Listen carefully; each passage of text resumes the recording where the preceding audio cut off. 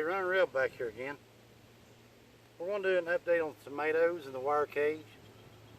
Today I'm going to be tying them up. They're getting old enough where they're starting to droop over, as you can see. Alright. Now, there's two ways you can do this with the cattle panels. One way is to weave them up through here, and I would start, if I was going to weave them up this year, just running it right through there, that square of fencing, and then once that is grown out, I would run it back through this section right here. But I'm just going to tie them up because of time. I don't think this garden's going to do that well this year because of the way the temperature's been acting and the weather. So what I'm going to do today is I'm going to bring it close. I've just got regular knitting yarn, and I'm going to tie it up to the one section. Not tight, just to support it. You actually want it to kind of fall back towards this part right here. Okay? And I'll move on and do another one. I just got to find which one's ready to tie off. Alright. Let me spin you around just a little bit to that one right there.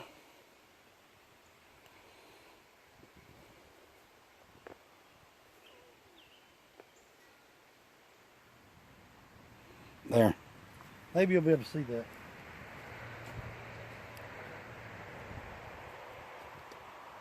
So, I'm simply going to make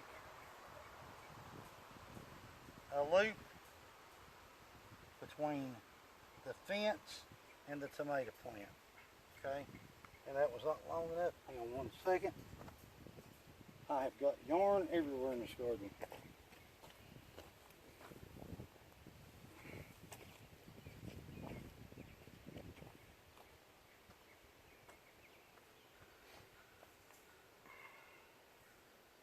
Take your yarn, just cut it to length, whatever you need.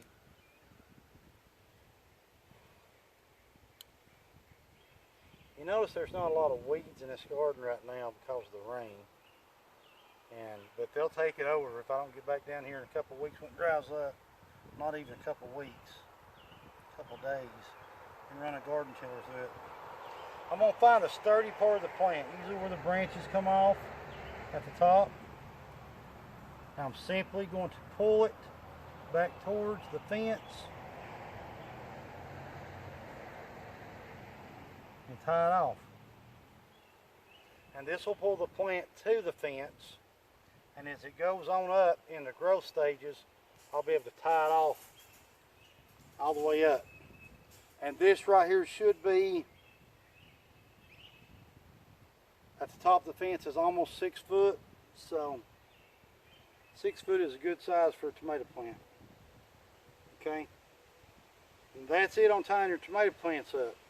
We'll step over on the other side of the garden real quick, and I'll show you what we're going to do about thinning procedures. Let me pull up my big tripod I got, which is a selfie stick on a electric fence post. But it works.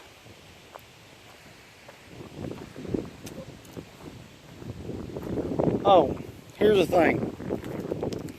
I don't know if you can see it or not. You'll see these right here. Those are young squash plants coming up out of the ground. Let's see, and you can dig one up. Well, let's just pick this one right here. Scoop it with your fingers.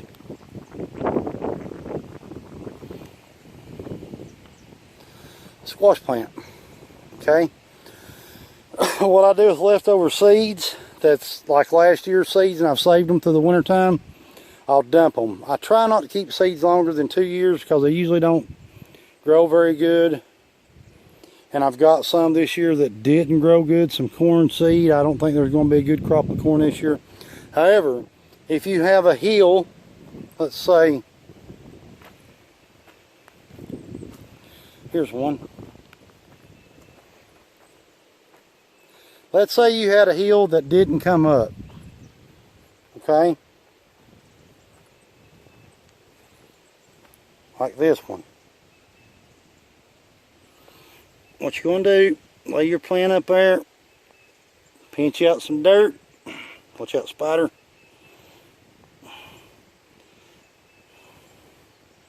And that one had seeds coming up, but we're just going to cover them back up. And there you go. An instant transplant. Okay? So, moving back on, just dump them. You can see where I've dumped those. Just around an old brush pile that I had. I should have cleaned up before I put the garden out, but I got lazy. Bee season was coming in, and I really wanted to just concentrate on my bees. So if the garden doesn't do no good this year, I can blame it on the bees. Alright, but let's get back to thinning out our plants, okay? Now, I'm going to zoom in a little bit. These are cantaloupe seeds. Alright. What you're going to do is I always leave one on the outside. Pull it, pull it, pull it, pull it. I'm looking for what might be my healthiest plants, okay?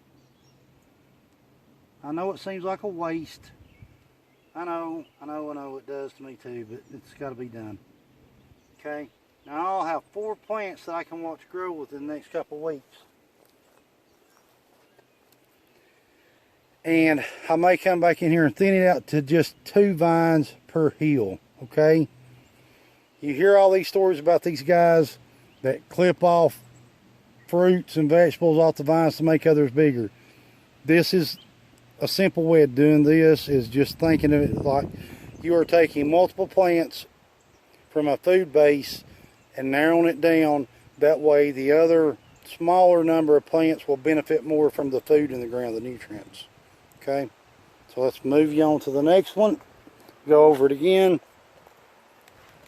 Ooh, it's like a swamp down here today. It rained hard last night. See the cluster?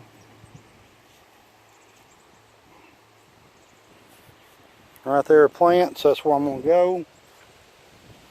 And I'm going to just pick the smallest ones out. Here's the way I do it. There's no system to it. I just try not to disturb too many of the root systems of the ones around it. Pull them straight up. Don't jerk them out. Don't jerk them sideways. Just pull them straight up. Now I got more coming up, so I'm going to go ahead and get rid of those before they even break the ground. And I'm going to push my dirt back in there. Okay? Now remember, I'm going to leave these on the outside of the hill. And any, many, money, mo. You're going. Mo lost.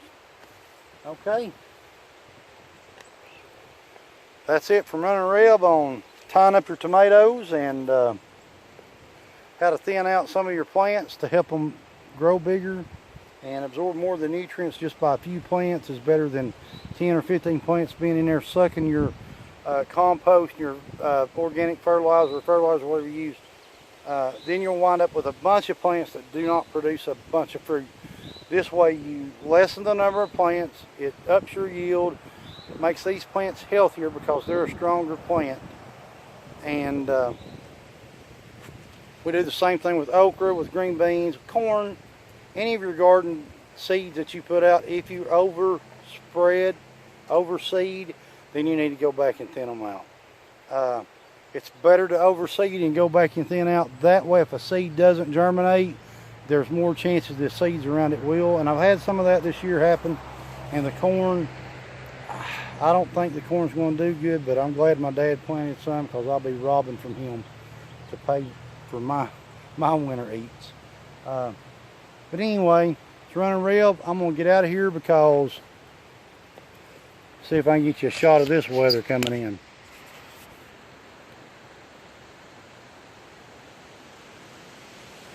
It is rolling in here.